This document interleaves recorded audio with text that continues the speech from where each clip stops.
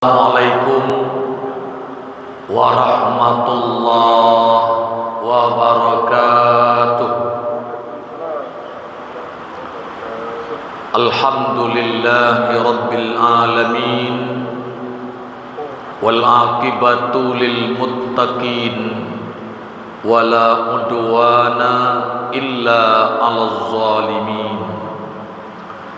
Ashhadu an la ilaha illallah wa ashhadu anna Muhammadan abduhu wa rasuluh la nabiyya ba'dah. Allahumma salli ala Muhammad wa ala ali Muhammad. A'udzu billahi minasy syaithanir rajim. Bismillahirrahmanirrahim. Tilkad darul akhirah naj'aluha lil ladzina la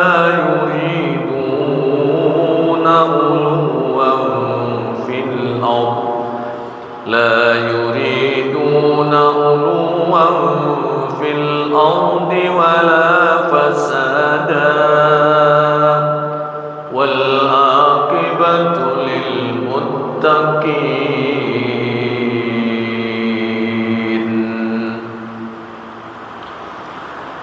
Kaum muslimin jamaah zuhur rahimakumullah. Negeri akhirat itu kami jadikan untuk orang-orang yang tidak menyombongkan diri dan tidak pula berbuat kerusakan di bumi. Kesudahan yang baik, yakni surga, disediakan untuk orang-orang yang bertakwa. Bapak-bapak, ibu-ibu, jamaah zuhur rahimakumullah. Perjalanan hidup manusia ini melalui beberapa tahap. Pertama, alam arwah. Di alam arwah itulah semua roh yang akan dimasukkan ke dalam jasad manusia, berjanji kepada Allah, bersaksi, Engkau adalah Tuhan kami. Setelah itu barulah dimasukkan oleh Allah roh itu ke dalam jasad manusia. Jadi mau sekarang Kristen, Buddha, Hindu, Muslim, non-Muslim, seluruhnya roh sebelum masuk ke dalam tubuh itu sudah berjanji kalau dia bertuhan kepada Allah.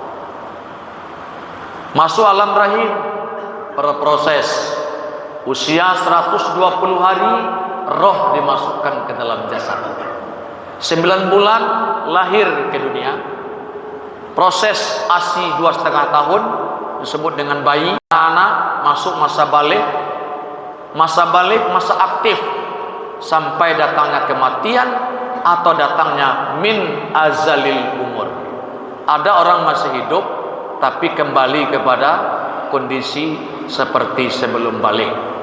Masa balik sampai azalil umur itulah atau sampai mati itulah yang Allah berikan tugas kepada kita. Apa tugas? Ada 3. 1, beribadah kepada Allah. 2, sebagai khalifah pemimpin di muka bumi. 3, adalah memikul amanah dalam kehidupan. 3 ini diisi oleh kita. Lalu setelah itu datang kematian, masuk alam barzah, masa tunggu sampai datangnya hari berbangkit. Yub'atsun. Setelah hari berbangkit terjadi kiamat, lalu hari berbangkit, itulah padang mahsyar dibuka, negeri akhirat dimulai, berproses, hisab, siratal mustaqim, nanti muaranya surga atau neraka. Tujuan kita, nenek moyang kita pun dalam Quran berdoa, tujuan kita adalah untuk masuk surga. Rabbana atina fid dunya hasanah wa fil akhirati hasanah wa qina azabannar. Tujuan kita untuk masuk surga. Tidak ada tujuan orang untuk masuk neraka. Maka ada dua hal yang bisa penentu untuk kita masuk surga. Satu, ampunan Allah Subhanahu wa taala. Gadang atau ketek dosa kalau lai diampuni di Allah masuk surga. Tapi sakomyangna ketekna dosa kalau Allah tak ampuni tidak bisa. Maka Nabi katakan, tidaklah seseorang itu masuk surga karena amalnya illa min rahmatillah, kecuali dengan rahmat Allah. Maka yang kedua, orang masuk surga itu karena mendapat rahmat Allah. Dua halat untuk masuk surga. Satu, ampunan Allah. Yang kedua, rahmat dari Allah Subhanahu wa taala. Nah, manusia ada kesalahan, nenek moyang pun kita ada salah. Tapi nenek moyang kita mintanya cuma dua pula. Adam itu berdoa, Rabbana zalamna anfusana wa illam taghfir lana wa tarhamna lanakunanna minal khasirin. Apa doanya? Pengakuan dulu. Pengakuan itu berarti taubat. Ya Allah, Tuhan kami telah zalim kepada diri kami sendiri. Kemudian, jika Engkau tidak mengampuni kami dan jika Engkau tidak memberi rahmat kepada kami, tentu kami selamanya akan dalam keadaan rugi. Kalau rugi, tidak ada untung, tidak mungkin masuk surga. Tapi hebat dari situ ialah, walaupun Nabi Adam tahu yang menyebabkan dia mendekati buah khuldi itu memakan itu rayuan iblis. Nabi Adam pun baca dalam Quran kenapa iblis merayunya.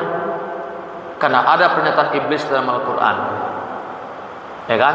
Qala anzirni ila yaumi yub'atsun.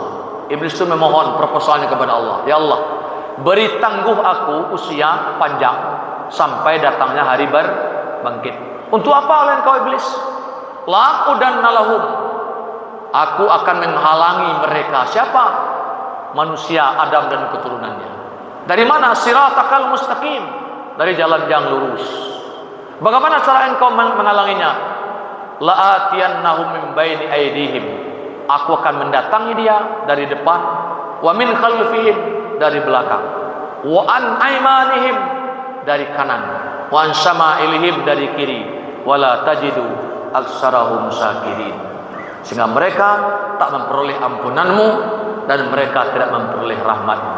Karena aku akan senantiasa, kata iblis, menghalang mereka sampai kapanpun datangnya hari berbangkit.